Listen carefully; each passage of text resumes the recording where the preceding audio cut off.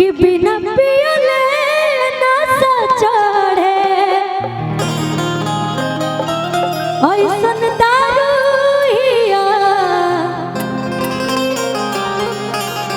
कि बिना पियले नशा चढ़े ऐसन दारू हिया अभी न मतलब के जलाड़े उमे हरा रूहिया बिना मतलब के उमे हरा रूहिया बिना पियले नशा चढ़े ऐसन दारू हिया बिना पियले नशा चढ़े ऐसन दारू हिया बिना मतलब के जलाड़े उमे हरा रूहिया बिना मतलब के जलाड़े उमे हरा रूहिया।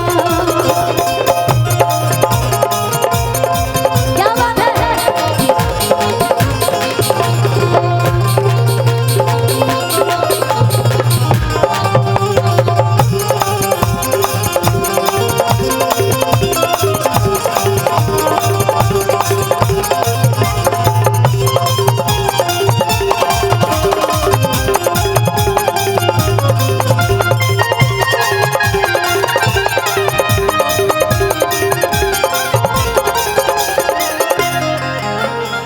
और एगो गीत की फरमाइश है मेरे भैया कहाँ गए कहत रहे हम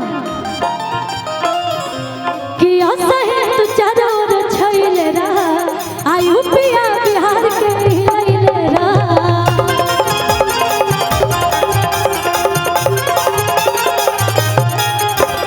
असहे तू चारों ओर छइले रहा आयु पिया बिहार के हिलैले रहा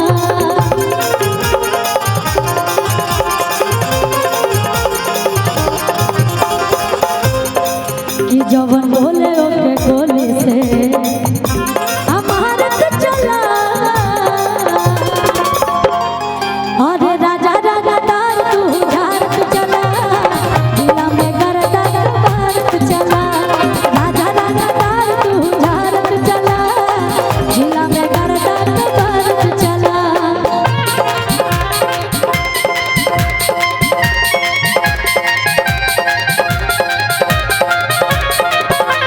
बस करो बस कर तू है मेरा दिल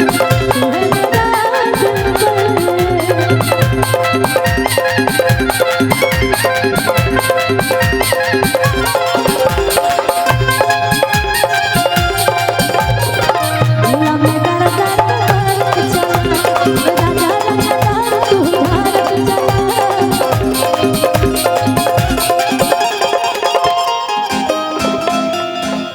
अच्छा यहाँ पे सारे हमारे बहुत सारे टीचर्स लोग भी हैं स्टूडेंट भी हैं और ये जो स्कूल लाइफ होती है कॉलेज लाइफ बहुत बहुत अच्छी होती है और आप लोग बहुत खुश नसीब हैं कि ये दिन इतना प्यारा प्रांगण आप लोगों के लिए सजाया गया है। तो हम एगो लाइन हम गईले रही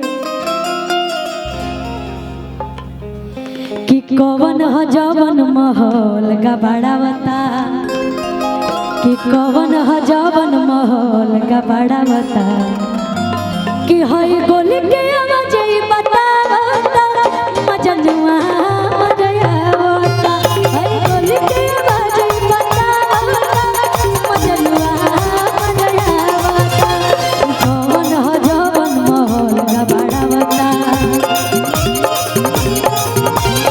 कवन ह जवन महल का बड़ावता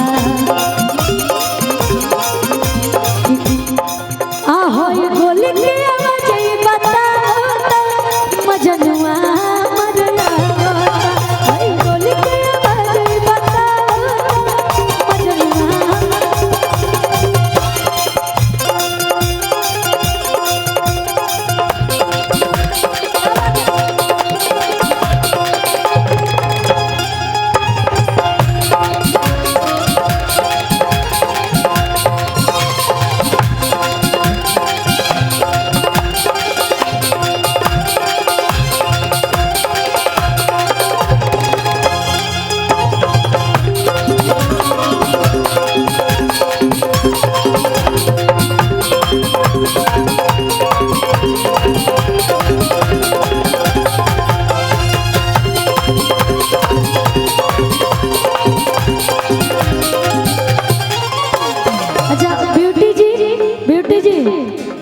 आप आ जाइए ना। और खुशी जी आप दोनों लोग आइए।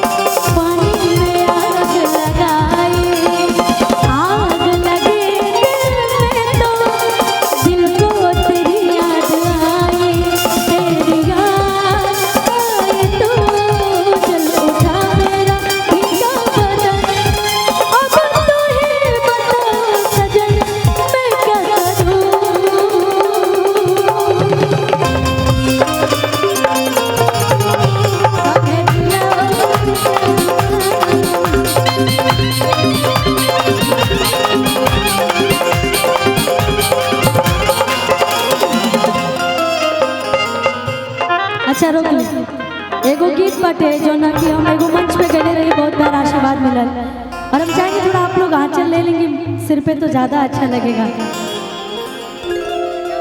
हाँ क्या बात, ये हुई ना बात असली औरत वाली। क्यों नहीं होगा, जब शादी हो जाएगी तब कैसे लीजिएगा ये बताइए, कैसे लीजिए? जमाना बहुत चेंज हो गया है, अब सर पे पल्लू रखने की जरूरत नहीं है, थोड़ा बहुत है, ज्यादा नहीं। अगर कौन औरत ऐसे कही कि पल्लू लेने की कोई जरूरत नहीं है तो मैं यही ना बोलूंगी कि 24 घंटा घूंघट में आमा जी हम रहब ना, हम मॉडल जुग के कनिया इतना सासत सहबना, सास ससुर के आगे अरे पर्दा में हो लुकाई काहे कि खाई अपना मर्दा के कमाई ला जाए काहे, खाई अपना मर्दा के कमाई ला जाए काहे, खाई अपना मर्दा के कमाई ला जाए। देखिए जो आजकल की जो लड़कियां हैं जिनकी नई नई अभी शादी हो रही है, सब लोग को मैं नहीं बोल रही, कुछ लोग ऐसे हैं शायद ऐसे मॉडर्न युग को समझते हैं कि ठीक है कोई ज़रूरत नहीं है पल्लू की, और वो ये लाइन बोलती हैं कि 24 घंटा घूंघट में अम्मा जी हम रहना, मॉडर्न युग के कन्या हम इतना सासत सहना, सास ससुर के आगे पर्दा में हम लुकाई गए कि सास ससुर के आगे अरे पर्दा में हम लुकाई गए कि खाई अपना मर्दा के कमाई ला जाए गए, खाई अपना मर्दा के कमाई ला जाए गए, खाई अपना मर्दा के कमाई ला जाए गए।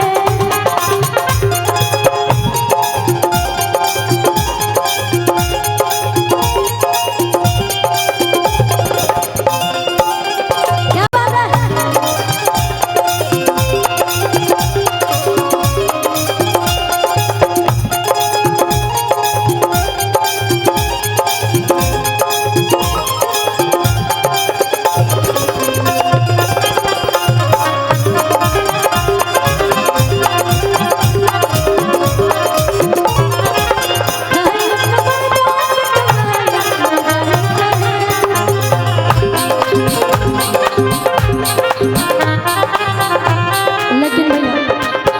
एगो गीत, बहुत सारा गीत संगीत अलग अलग तरीका के होला। कोई गीत होता है जो आदमी डांस करता है, कोई ऐसा गीत होता है जो सुनने पे बहुत अच्छा लगता है। बहुत सारा गीत संगीत है, लेकिन उसी में से एक मैं आप सभी को सुनाते हुए रोकी। एगो औरत के नया नया शादी भइल बा, जब वो अपना ससुराल जाता रही, ये बहुत ही सुंदर लोकगीत बाटे। अगर एक रवा सब बच्चा से सुन तो बहुत आनंद आई। कहा ताड़ी कैसे कि लेके हमके कोरवा होयर ठोरवा धइला हे राजा, कि लेके हमके कोरवा होयर ठोरवा धइला हे राजा।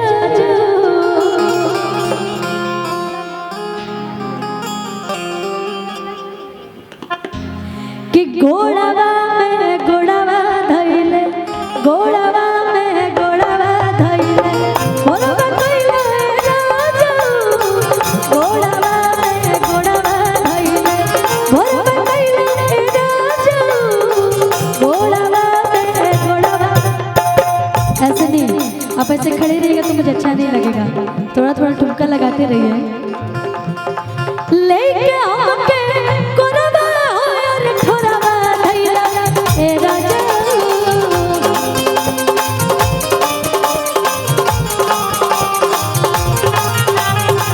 लेके हमके कोरवा होयर ठोरवा धइला हे राजा। इधर आइए बेटी जी। गोड़वा में गोड़वा धइले, गोड़वा में गोड़वा धइले, मोरवा कइले राजा। गोड़वा में गोड़वा धइले, मोरवा कइले राजा। गोड़वा में गोड़वा धइले।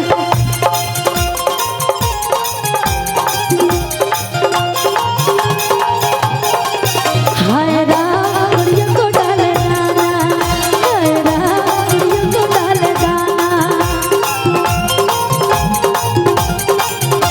ओ दीदी तेरे देवर दीवाना, हाय राम गुड़िया को डाले दाना, हाय राम गुड़िया को डाले दाना।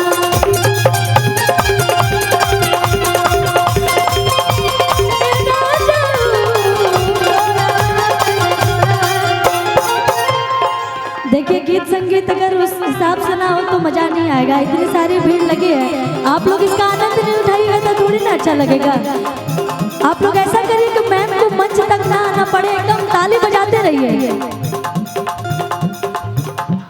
हमारे इस मांगलिक कार्यक्रम में उपस्थित हमारे जितने भी ज्येष्ठ भाई बंधु बहन आए हुए हैं, सबों का मैं हृदय की गहराइयों से आभार व्यक्त करती हूँ।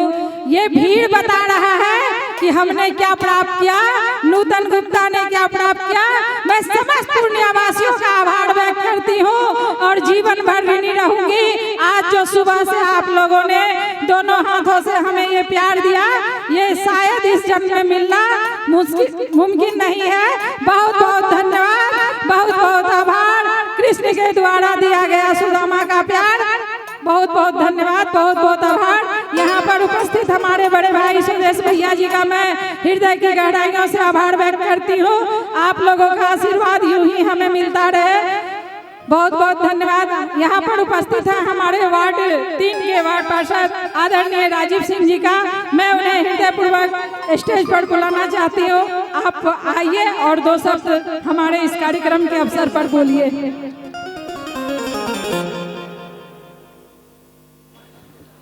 आशीष, आप जहाँ